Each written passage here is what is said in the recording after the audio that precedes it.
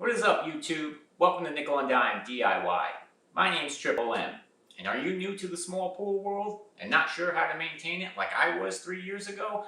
Well, through trial and error, I learned some things along the way, and I share them to you in this video with this in-depth guide. I cover everything from chemicals to making repairs and to a whole lot of other stuff.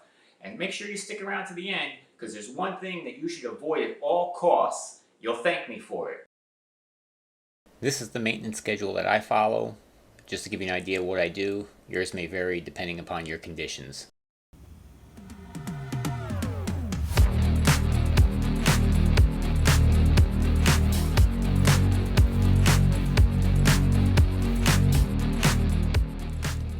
And I really don't know what this is for, an Altoid? Don't use that. Use this 3-inch floater instead. These work great. Keeps it nice and clean. This is my go-to chlorine I've used for 3 years, have had no problems with this. This is an 8-pound bucket. I got 15 tabs in it, because they conveniently don't tell you that when you're buying it. They just tell you by the weight. And yeah, I'm wearing gloves here because this stuff gets on your hands, it'll stain your clothes, and it's real potent. So I wear gloves. Just send it on its way.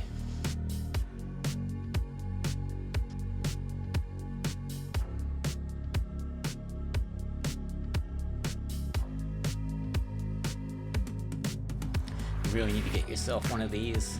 Test 5 different things. I just use it for chlorine and pH. And what's nice is if you run out of those 2 chemicals, you can just order refills. So you don't have to buy the whole thing like I did the first year. And I'm going to show you how to walk right through this process. It's pretty easy, and what to do afterwards.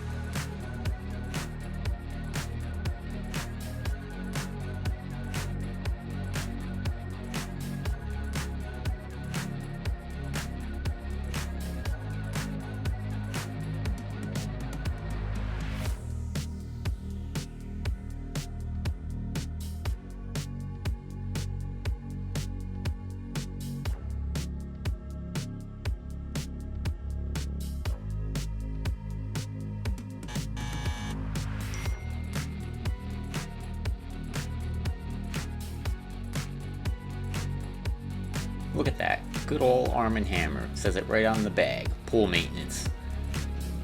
You don't need anything special. And look at the flick of the wrist. You have to do it that way. If you don't, you're doing it all wrong.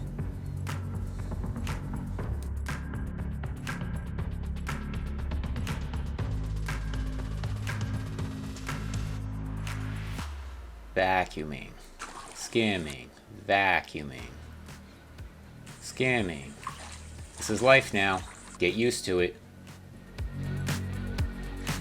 This is my skimmer. Her name's Charlene. I think it helps pass the time if you name your stuff. And make sure you put it in the pool before you turn the hose on. Otherwise, water's going to spray everywhere and get all soaked like I did. You don't have to go crazy with this. Just lightly over the surface floor. You don't want to rip the liner. Just very lightly. And it picks it up good.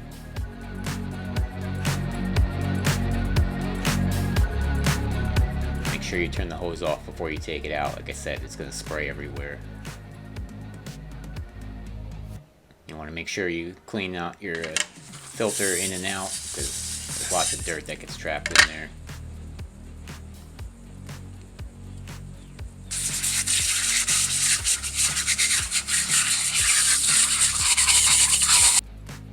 Surroundings play a big part. I'm surrounded by trees, so I've got no choice in the matter. But when you're setting up your pool, if you can get it away from trees, better off you'll be. Now, everyone's got a bad rap with this pump. It's not hard enough. It doesn't pump good. Now, this pump is fine. This pump pumps the pool perfectly. But there are some tweaks I've made. Yeah, this stupid flapper I don't use. And I tell you why. I used it, I had the right filter, the right everything, and it burned out the pump because it just sucked air. And after I removed that stupid flapper, I put in these A or C filters. They fit right in, more surface area. I don't have to clean them as much, and works pretty good without the flapper. But there is something to keep in mind when buying these, because they look the same, but upon closer inspection, the holes are different. Now this one's got a 2-inch hole, which ain't gonna work. And it says it's an A or C filter, but then this one, it's a little under 2 inches, and that's what you need. Because as you'll see, the filter basket won't stick on this one, or it won't fit in your pump. It'll just float around, pretty much not doing anything. So the one on the right, that's the one I use. Those are Intex filters. That's what I buy because I know they work. So keep that in mind. And you're gonna have to clean this out because there's gonna be leaves, pine needles, bugs, all sorts of fun stuff.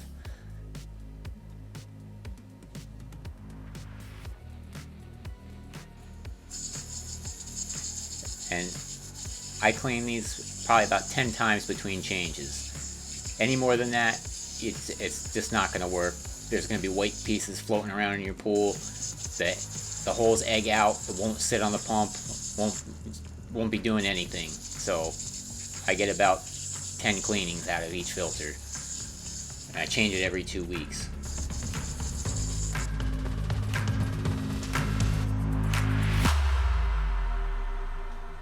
I put that in backwards to see if you're paying attention.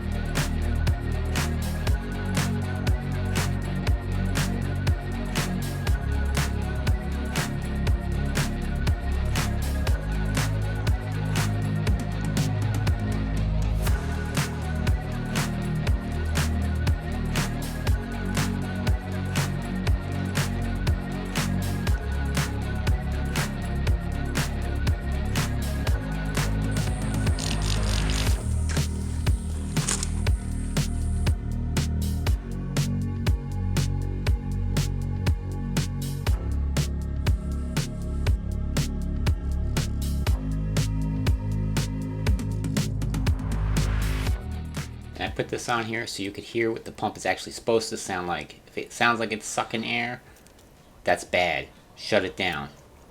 Because that's how I burn my pump out.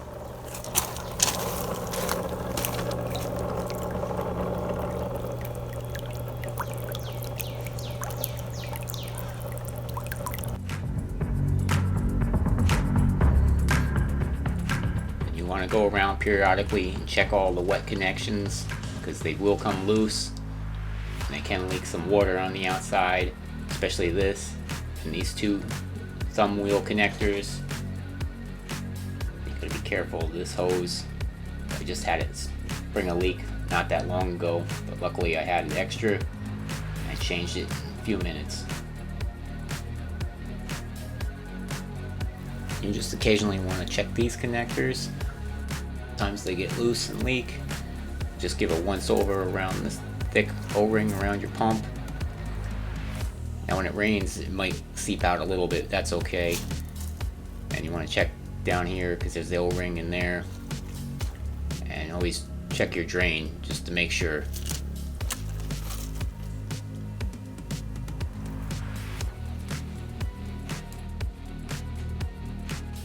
They give you these nice plugs.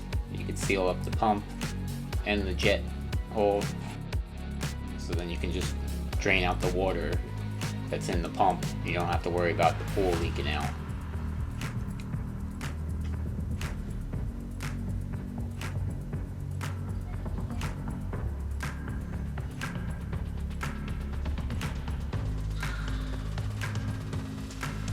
Now I've had to change this pump before, so I'm just going to show you outside of the pool what exactly I did.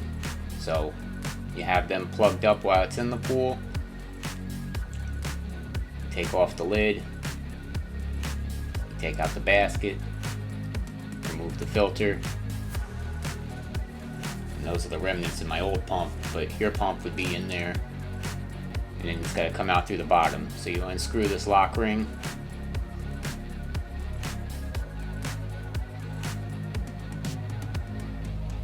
And then you're going to pull the whole assembly out. You got to inspect this O-ring carefully, because if it's got any nicks or anything, it'll leak water. And over time it could leak a lot of water, and then it'll burn the pump out, so that's not good. So make sure that it looks good. And installing is just the reverse of the removal. And you don't have to crank it down tight, just make it pretty snug, because it's just plastic. And that's what comes with the new pump. You get the housing, hose, connectors, and everything. Now I keep the spare parts because you never know when you're going to need it. Especially the pump propeller there. That rod, that has a tendency to snap, and you really can't get those, so that's why I hung on to it. So it's good to have. Just put it with your spare parts that you got from the pool, like extra connectors, pool patch, etc. It's always good to know where they are and have them on hand.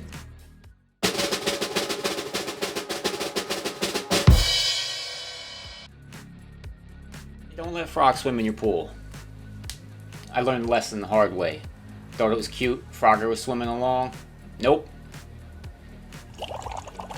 Yeah, you guessed it. He laid eggs. She laid eggs. Whoever laid eggs. They all laid eggs. And it wasn't fun. I had to clean it twice. It took me about 3 hours each time. They're like little gelatin sacks. It's horrible to clean. You don't want to do it. Heed my warning. So there you have it, an in-depth guide to maintaining your small pool. And if you like this video, make sure you check out some of my other small pool videos. And if you have any kind of maintenance tips, why don't you drop them in the comment below and share with us. Thanks for watching.